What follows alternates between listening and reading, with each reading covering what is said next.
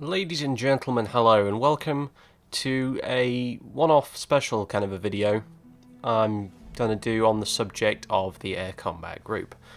I usually try not to do videos by request, however, I have had requests relating to this topic, and I felt like actually it would be a very good idea to sort of go over some of this stuff. Obviously, if you follow my channel, you'll be aware that I post a lot of videos from my campaign missions with ACG, missions in the flight sim Cliffs of Dover, which I've flown with people online. I record the missions and I put them up as videos on YouTube. I have an ongoing series of the latest campaign that we're doing, and so on and so forth. And I appreciate many of you watch and enjoy those videos, but many of you do remain a little confused as to what actually is ACG and what are these so-called campaign missions I'm doing, and what's actually going on, because you're not really sure. And to be fair, it's not adequately explained in the videos that I do put up. It's usually just the footage from the mission itself with no real extra added commentary. So that's a fairly good point that people have made. So I decided I would make a video that essentially outlines two very basic things: what actually is ACG and what do we do in terms of what is the ACG campaign, what goes on in it, and what's actually happening aside from the the videos that you've watched where I'm flying around in a Spitfire shooting at things. So that's what I'm going to kind of hopefully try and explain in my usual long rambling way over the course of this video. So the first thing is, lots of people ask me, obviously, what game are you playing? Because I don't title the videos "Let's Play IL-2 Sturmovik Cliffs of Dover" or anything like that. I call them, ACG Leaning Forward Campaign Part 3 or something like that. Well, the easy answer to that is it is the game IL-2 Sturmovik Cliffs of Dover.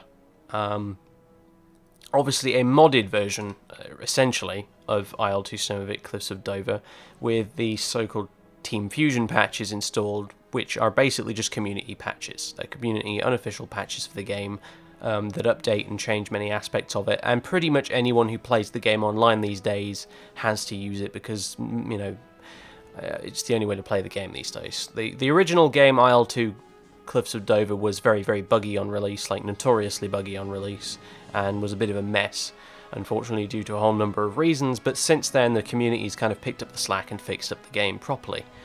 And it's now in a very, very playable state, and I would go as far as to say it's one of the best flight simulators, certainly best World War II combat flight simulators that is available anywhere. I've played this game for a long time now. I've clocked almost 1,000 hours on it, and I've enjoyed every minute of it, and most of that time has been spent as part of ACG.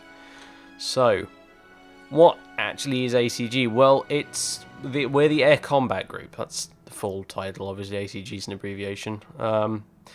And what we are is kind of confusing, I suppose, in a way, because we're a sort of weird mix between a traditional online gaming clan and something akin to a historical reenactment group. It's a little odd.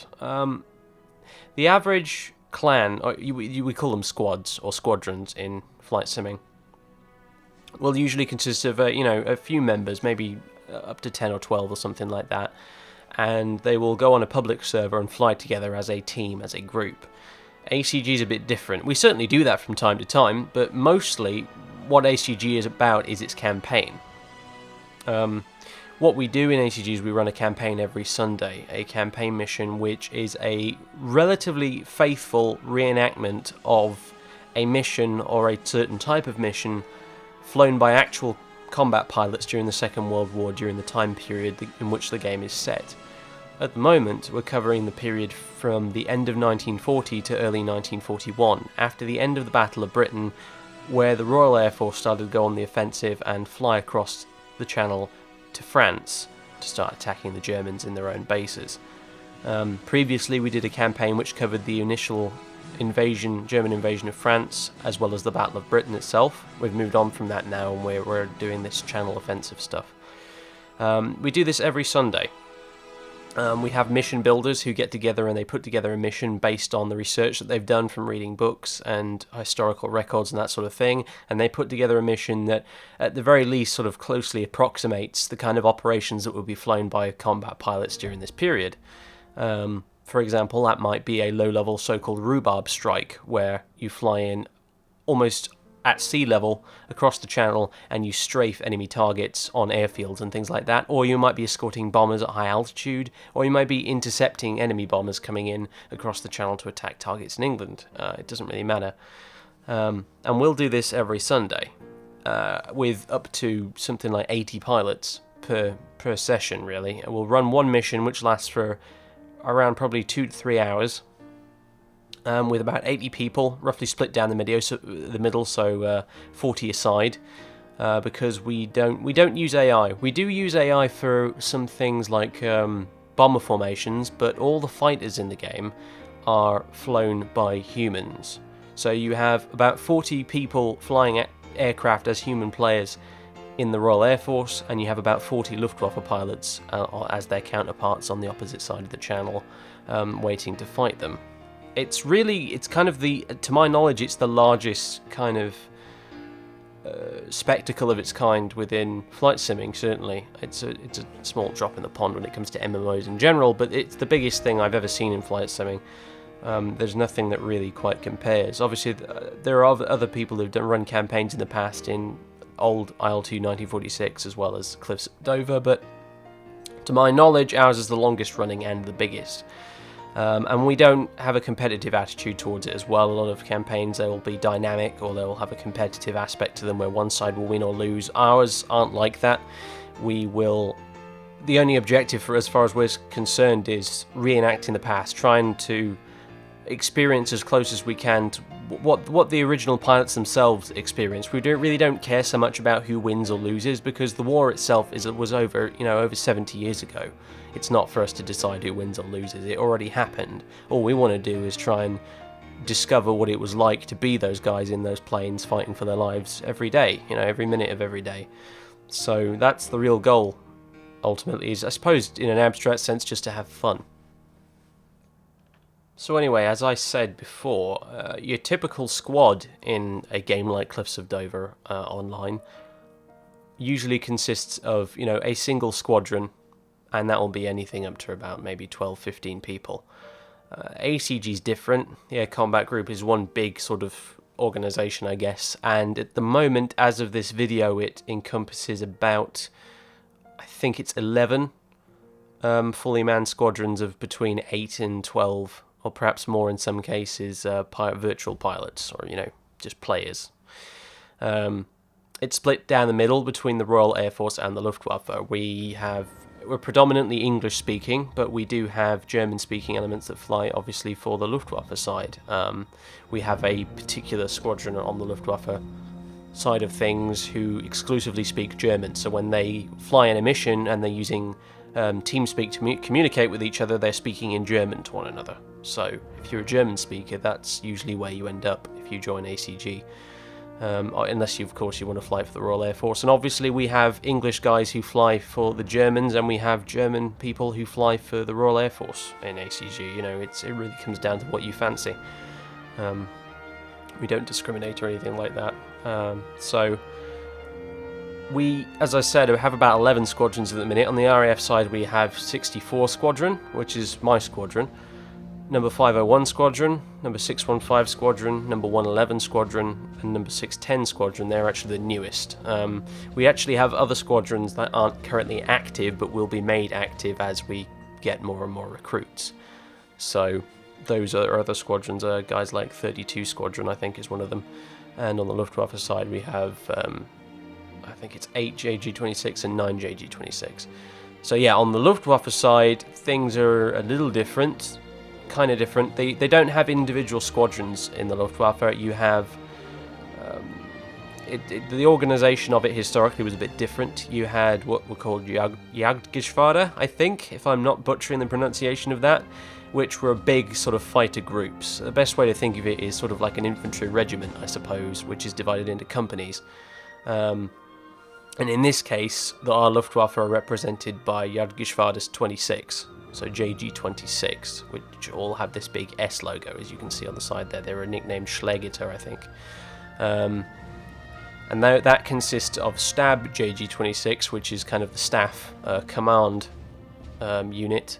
You have 4 JG26, 5 JG26, 6 JG26, 7 JG26, and we have another small element separate from all of those guys, which is 6 ZG76, and they fly the Bf-110 heavy fighter, whereas all of the others fly the Bf-109 Messerschmitt single-seat, single-engine fighter. So, but each of these units, they're about the same size as an RAF squadron. They all have their own personal emblems and their own unique histories, and for, argument's sake, we'll just call them squadrons as well, because for all intents and purposes, that's exactly what they are. So, what do one of these squadrons in question actually look like? Well, this here is a diagram of sorts that I've knocked together of 64 Squadron. This is my squadron that I'm part of now, and people have asked me specifically, how is everything organised within, your squadron, and who's doing what and what's going on. Well, this is pretty much exactly how it's laid out. We have 64 Squadron here, which consists of 11 pilots at present, so not a full squadron, but close to it. It's split into A flight and B flight, and you have these 4 different coloured sections. We have green section, which consists of Lukey, Nitrous, Ike. We have red section, which just consists of 2 guys at the moment. It would consist of a third, so if you were to hypothetically join 64 Squadron today, you would probably be put into red section as the missing red 3 from that little formation there. But at the minute, it consists of Gromik, who's our squadron leader, and Binky Tone. Then you've got B Flight, which is the other half of the squadron, and that's led by Gold Section, which is led by Vranek, and then you've got Banzai and Ludo, and then you've got Blue Section, led by Red Eye, and you have me and Vukac. And that's what a typical RAF squadron looks like. That's how it's divided up. The Luftwaffe is fairly similar. They're divided up into what I think are called swarms, which consist of 4 aircraft each. But these are the sections a squadron's divided up into, and these are the guys that you fly in formation with during a mission. So if we're taking off and we're flying off towards an objective, as you can see down there at the bottom right, I will be flying on Red Eye and Vukac's wing. I'll be flying it with them in this little 3-man formation that's called a Vic, and the others will be doing the same in their respective sections. And Lukey in this case, because he's the guy who usually takes the lead in our missions, even though Gromik's actually the squadron leader, Lukey will be leading the formation up there in green section, and he'll be doing the navigating and stuff. So that's generally how that works, and like I said, if you were to hypothetically join, you'd probably end up as red 3 in this case, because that's the missing sort of slot, if you like. So what's the general procedure then for doing a campaign mission? Well, what will generally happen is that we will all meet up on ACG's TeamSpeak server at about 7 o'clock in the evening UK time, and we'll have a general sort of chinwag and a mess around. We'll probably fly on a public server in the game somewhere, and we'll have a bit of a warm-up and the equivalent of a kickabout, really. And just generally mess around, and then once 7 o'clock rolls around, we'll get organised. The Luftwaffe side will go disappear into their half of the TeamSpeak server. We in the RAF will be in our half of the TeamSpeak server, and then we'll usually go over the mission briefing. Now, the mission briefing is usually posted on our database, which is what you're seeing here. This is our own database that's part of our website online that you can view, and it's got all of our missions on there, all the reports and things, but I'll get into most of that later. But you can obviously see the briefing on there. It's usually posted on there, and if not, we'll normally, in addition to this, have someone who's in charge explain the mission to us and what our objectives are, and so on and so forth. So we'll be told what each squadron is doing, which airfield we're going to be taking off from. In 64's case, it's almost always RAF Kenley up near London, but sometimes we move around depending on the ops that we're supposed to be doing for that particular mission. For example, the last campaign mission we did, which I posted on YouTube, I actually took off from Manston Aerodrome on the coast, because that's what our mission required of us. So yeah, generally that's what you'll do. You'll get into the main RAF channel. Somebody like Maltloaf or Osprey or someone will give the mission briefing. You pay close attention, And you know, even if you don't pay close attention, it usually doesn't matter. It's just so long as the guys in charge pay close attention, you just follow the leader and you'll be all right. So don't worry about it too much. But it helps to know what's actually going on. And once that's done, we will disappear into our own individual squadron channels within TeamSpeak, and we will await the order to sort of get into the server and spawned in and get ready to take off, which is usually where one of my campaign videos begins. So at that point, we will get ready, and we may be contacted by the guys in charge who will tell us to get in our airplanes and spawn into the server. Quite often that will be done by the guys at Fighter Control.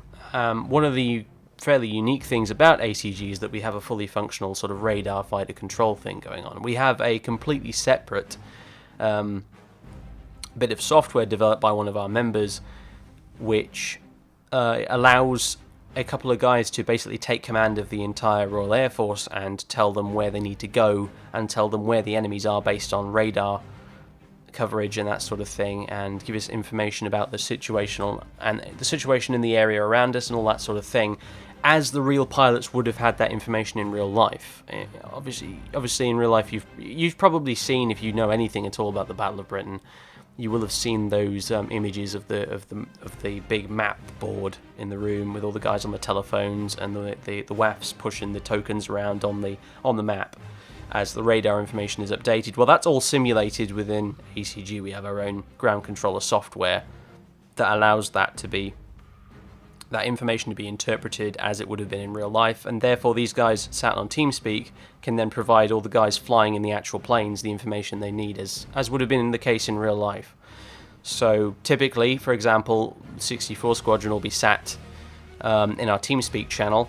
We're getting ready to connect to the server and go in, and the guys from Fighter Control will contact us via a TeamSpeak whisper, which is like a direct communication to our particular sub-channel, and they'll say 64 Squadron, spawn in, scramble, whatever, and then we'll do that.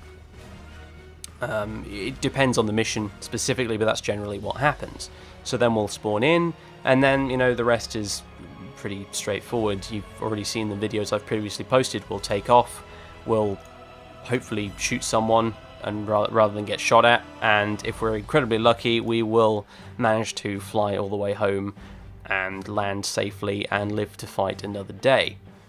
So that's the short version. Obviously there's a lot more going on there. We'll have our own mission objectives that we've got to complete, and again, there's no winning or losing here. Like I said, it's a historical reenactment thing primarily, but obviously the real pilots had their own mission objectives they had to meet in order to sort of successfully complete the mission, and that's what we have as well. But there's no penalty, if you like, for not managing to do it, or for suffering heavy casualties and that sort of thing. If you don't quote unquote win, you're not penalised for it. As I said, it's not a dynamic campaign, we're just reenacting the day by day events of the period.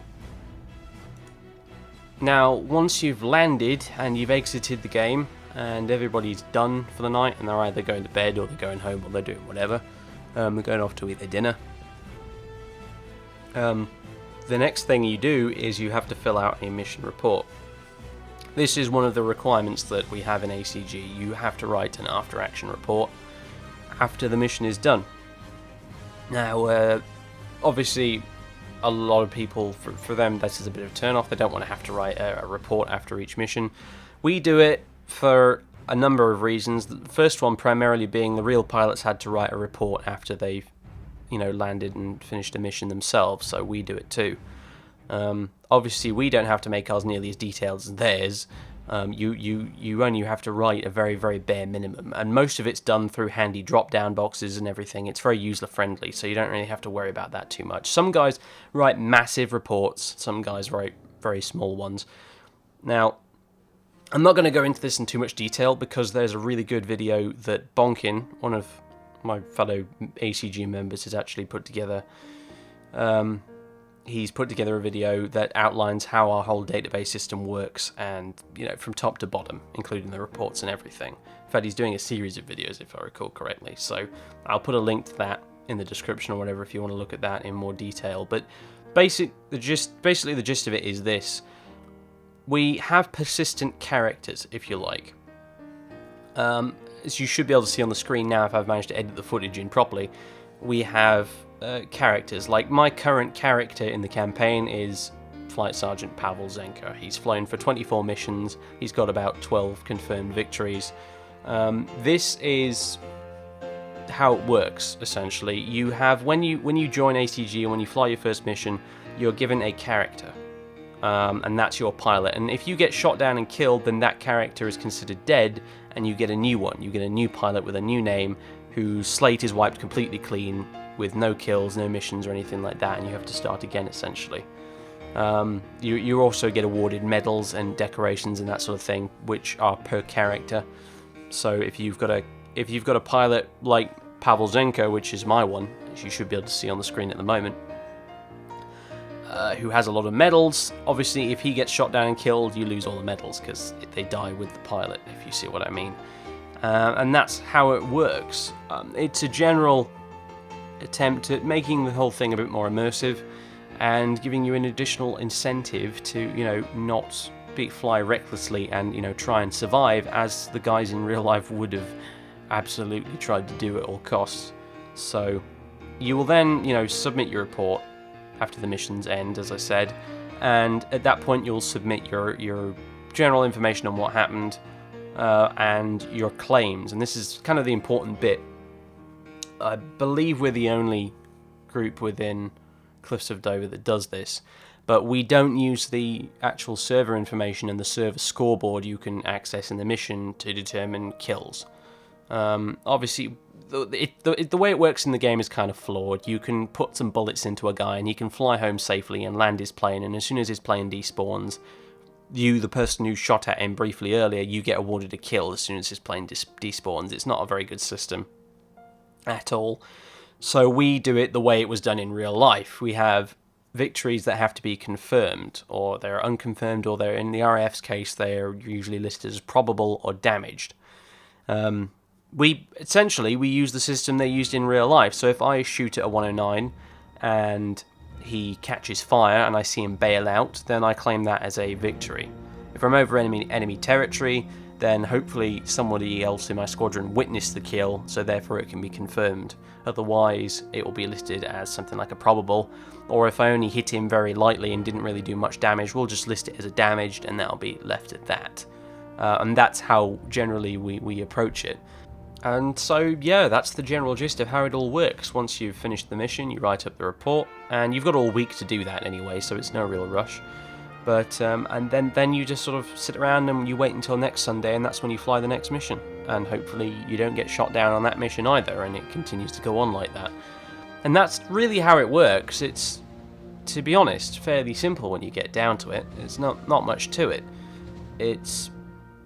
But I felt it was probably worth doing this video so that you guys are aware of how everything works, and maybe some of you will be interested enough to give it a go yourselves.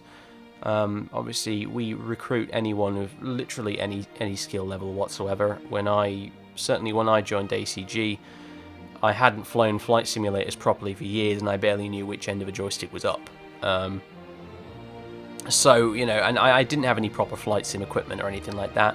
Don't feel like you have to spend hundreds of pounds or dollars on expensive flight sticks and gear like that. It's not required whatsoever. We will take guys flying with Xbox 360 pads if necessary, but we would absolutely recommend a joystick just because that's the way the game is played. That is probably something worth mentioning. IL-2 Cliffs of Dover, it's not like War Thunder. You can't play it with a mouse and keyboard. It just doesn't work that way. It definitely really does require you to at least buy a cheap joystick, or if you're really desperate, use a 360 pad with an analog stick. That is really the only main sort of entry requirement when it comes to this sort of thing. Get yourself a joystick, and as long as you've got that, you're fine. We'll help you out with everything else. We'll help you out with installing the game. We'll help you out with learning how to fly in the first place, because that can be quite challenging if you've never done this before. The flight modeling and mechanics are quite harsh in the game. They're relatively realistic. A little inaccurate in places, but by and large, mostly it's pretty much spot on. And obviously, learning to fly an aeroplane in real life wasn't something you did in a day. So we'll walk you through all that. No, don't worry about it. If you come onto our TeamSpeak server, we'll during the evening, in European time, usually there'll be someone on TeamSpeak you can have a chat with, and we'll get you all sorted out. And obviously, failing that, you're absolutely welcome to drop by our forums. We have a website, we have forums with them. We also have the database which is attached to the website. The link for that will be in the description of the video, so you can have a poke around on that as well. Yeah, absolutely drop by the forums. We've got an introduction section. You don't even have to sign up to the forums. You can post as a guest if you want to, and you can just say hi and tell us about yourself and that sort of thing, and we'll welcome you in and we'll get you set up and answer any questions you've got. So, yeah.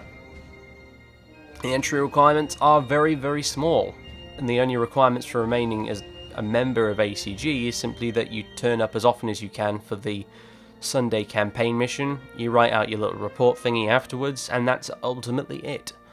Everything else is completely optional. You want to fly all the time, every single day, every evening of the week, that's up to you. You only want to fly on the weekends, on the Sunday afternoon, Sunday evening, that's also up to you. It doesn't really matter. You want to fly Spitfire, you want to fly a Hurricane, you want to fly a 109, you want to fly a 110, again, it's up to you. It's your choice.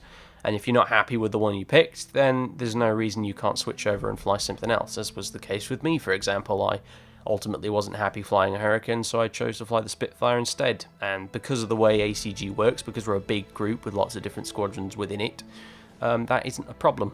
So, yeah, hopefully this video was helpful and informative to you guys. So those of you who did express some curiosity on the subject, hopefully you guys now understand how it all works. You now get the framework of this whole campaign thing I've been posting on YouTube, and you actually understand how it all works now. And I've basically outlined for you what ACG is and what the general standard procedure is for one of these campaign missions.